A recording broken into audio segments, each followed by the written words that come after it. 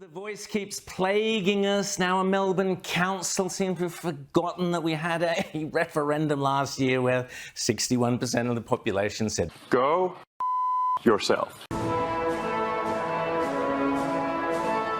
Meanwhile, in Victoria... Yes, Melbourne City Council are not happy with their war against Australia Day. They've now decided that it was all bullshit.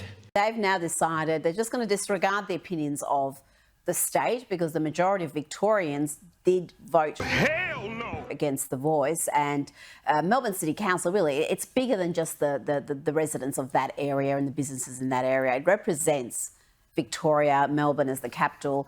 And all 11 councillors voted... Yes. And all 11 councillors voted to have a voice, Indigenous voice to council. Well, so we've got a state-based voice happening in Victoria that no one voted for, and we've now got a council-based voice.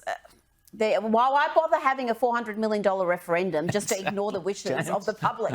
A great example of us providing cost of living relief. Our priority will be to provide cost of living relief. Why bother having a $400 million referendum just to ignore the wishes of the public? Well, Rita, can you explain this to me, though? Because, we're talking about... Fight against corruption. Because, we're talking about... a city council, a local government area. Their responsibility is all the roads, the rates, the rubbish, that sort of thing.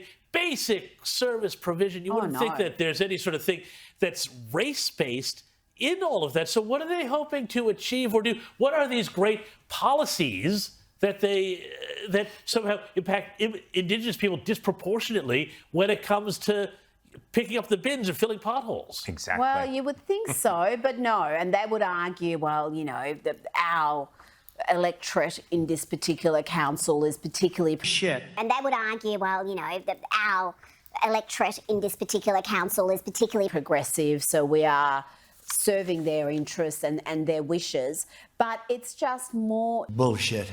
That is what it is, so yep. But it's just more divisive political games, like you said, really not sticking to their lane of what they're supposed to be. And this is what we keep getting with councils. They're full of these people with delusions of grandeur. They're as delusional today as what they were then. People who are not in state parliament, aren't in federal parliament, but they want to keep making points about national and international issues. And this should be a national issue, should not even be state, let alone council. Well, it's not only Melbourne Council, it's South Australia. They're also trying to do the voice madness. The truth is...